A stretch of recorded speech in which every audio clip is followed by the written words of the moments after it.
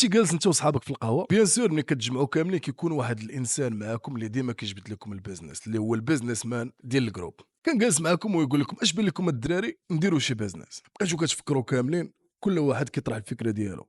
جيتي انت قلتي لهم اش بان لكم نجيبوا شي فرانشيز للمغرب. نقز الاخر قال لك لا نكريو شي براند نخدموا بها. نقز الثالث قال لكم علاش ما نخدموش اي كوميرس بحكم ان الاي كوميرس كيدوي عليه الناس بزاف هاد الايامات هادي الو راه فيه الفلوس. دابا هاد الافكار هادو كلهم كانوا صحاح ولكن انت عقلك كيلعب. الا بغيت نبدا بزنس اشنا هما لي زيتاب الاولين اللي خصني نعرفهم باش نبدا هاد البزنس. دخلتي بقيتي كتقلب في الويب ويطلع لك اول حاجه خاصك تعرفها وتفهمها مزيان اللي هي سلسله التوريد اللي هي سوبلاي تشين. دخلتي بغيتي دير روشيرش على سلسله التوريد لقيتي فيها بزاف ديال لي ديتاي. حنا غادي نحاولوا نبسطوا هاد لي ديتاي هادو بستوري. واحد الفلاح صغير كيدور في الهند وجالس كيزرع في القطن وبرك كيغني ليه باش يطلع داك الشرطب. من بعد ما زرع هاد القطن وصل الوقت ديال الحصاد مشى بدا كيحصد في القطن.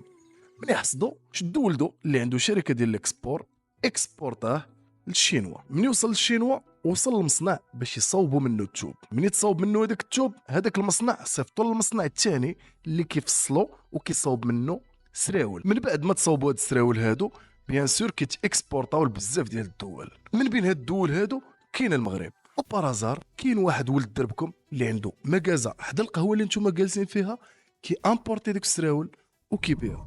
الور انت شريتي من عنده سروال ومبروك عليك شاركتي في اهم سلسله في العالم ديال البيزنس. كنتمنى هذا الشرح هذا يكون مبسط وتفهمه مزيان. دابا غادي نعطيك لي ديتاي. الفلاح هو المرحله الاولى في السلسله ديال التوريد اللي هو كينتج لنا القطن كينتج لنا الماده الخام. المرحله الثانيه اللي هما الموردين ديال الماده الخام كيديفلوبيو لنا ديك الماده الخام باش تولي صالحه للصناعه. المرحله الثالثه هو الوزين اللي كيفصل وكيصوب السراول. والمرحله الرابعه بيان سور هو ولد دربكم اللي كيدير التوزيع. هكا بطريقه مبسطه غتكون فهمتي سلسله التوريد بلا ما تحتاج لا محاضرات ما تحتاج حتى شي حاجه. الور دابا ملي فهمتي اشنا هي سلسله التوريد غادي تتفاجئ بانك غادي تلقى اي برودوي انت داير بك دابا كاين في داركم كاين عند مول الحانوت كاين في لي غون سيرفاس. هذاك البرودوي كله خاضع لهاد السلسله هذه. يعني اي حاجه كانت قدامك شدها دابا دخل دير عليها روشيرش. منين كتجي الماده الخام ديالها حتى وصلت لعندك غتلقى داك البرودوي راه دايز في واحد لاشين اللي هي كبيره بزاف حتى وصل لعندك. علاش حنا كنشرحوا هذا الشيء هذا؟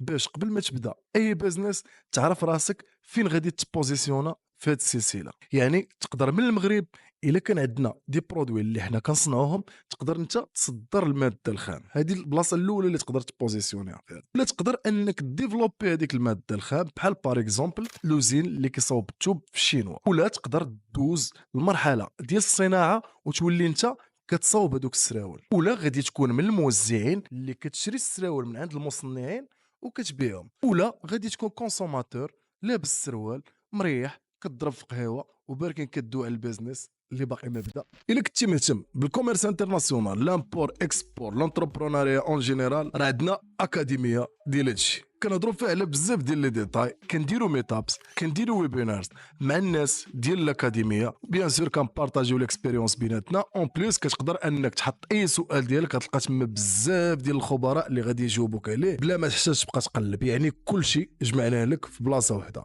الور الا كنتي انتريسي اللينك راه هو في البايو. بغيت نشوفك معنا.